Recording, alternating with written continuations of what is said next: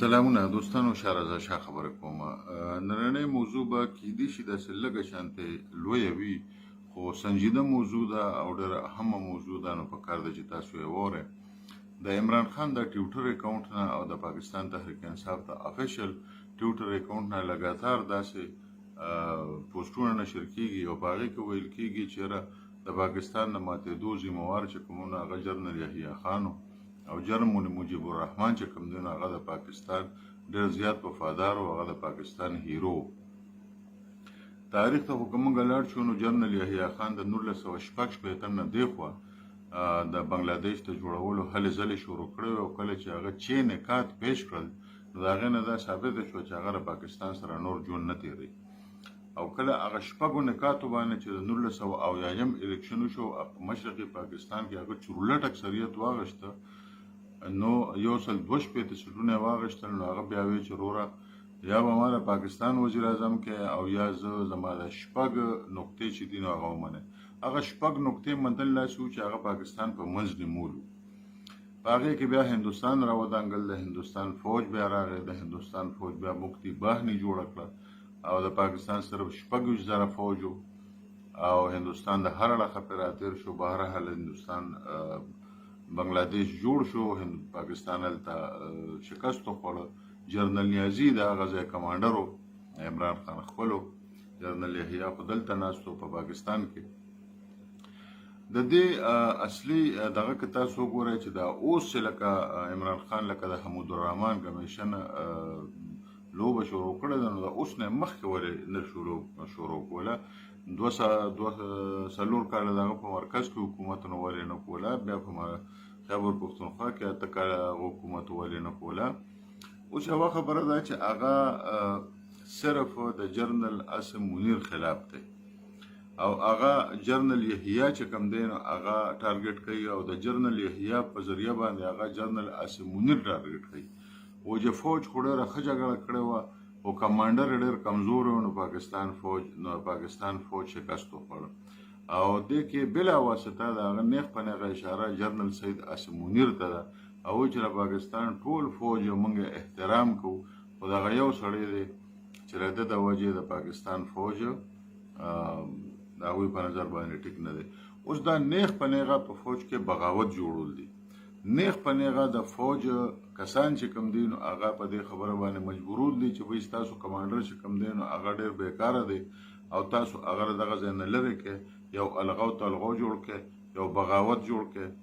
او په فوج کې بغاوت راولئ او بل سړی د خپلې خوښې یا د عمران خان د خوښې دلته جرنیل ولګوئ چې هغه چیف اف آرمي سټاف شي نو دا خو بالکل د خوبونو لیدل دي په پاکستان کې خو که داسې وشي او خدای مکه یو جرنیل یو لرې کړه نو که بیا بل لرې کړه نو که بیا بل لرې کړه نو بیا به د سم افغانستان او عراق او لیبیا او شام جوړه شي ځکه دا خو یو پروفیشنل فوج دی او په یو پروفیشنل طریقه باندې یو چیف اف آرمي سټاف راځي او هغه په پروفیشنل طریقه باندې ځي او په پروفیشنل طریقه باندې د هغه په ځای باندې بل سړی راځي خو که فرض کو دغه شان تګ راتګ د دې نه جوړ شو او د بغاوت په ذریعه باندې یو جرنیل لرې کړی شو نو بیا خو دا زما په خیال چې په پاکستان او په عراق او په لیبیا په شام په یمن او په افغانستان کې څه فرق پاتې نه شو بیا خو پکار دی چې موږ خانه جنګۍ ته تیار شو دا خو ډېره خطرناکه لوبه عمران خان شروع کړې ده او زه نه پوهېږم چې د ملک حکمرانې طبقې هغه ته اوسه پورې ولې دونه په ډېر پاسته دي ورسره که نه ټول ورسره ډېر پاسته دي خو زما په خیال چې په فوج کې هم د هغه ډېر زیات همدردان شته او دغه شان سهولتکار هم ورسره شته دغه شان په عدلیه کې د هغه ډېر لوی سهولتکار ناست دي په بیروکراسي کې ډېر لوی سهولتکار ناست دي نو زما په خیال چې د فوج سرلښکر جنرال سید عاصم منیر چې کوم دی نو زما په خیال چې بیخي یوازې پاتې شوی دی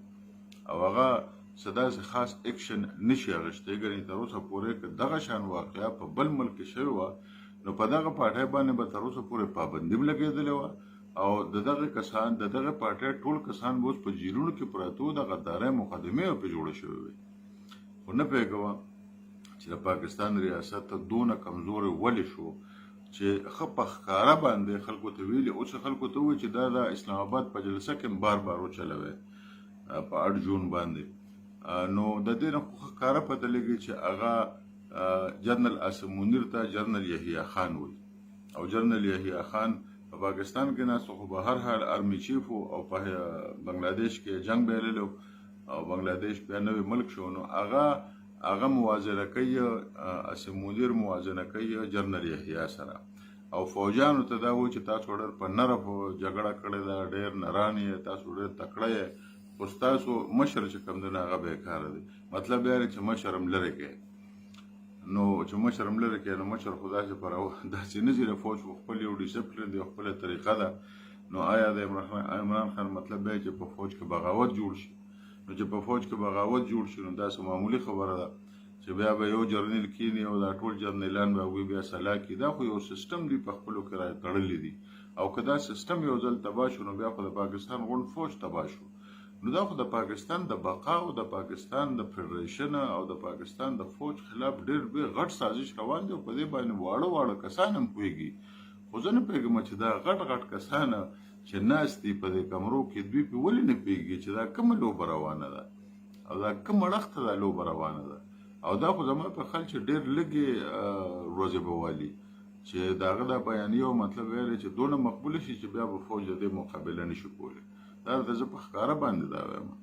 نو نه پوهېږم چې د پاکستان فوج د پاکستان انټلیجنس ادارې د پاکستان نور مختلف ډېرې زیاتې ادارې شته حکومت لګیا دی شته په نوم باندې خو یو حکومت په مرکز کې هم شته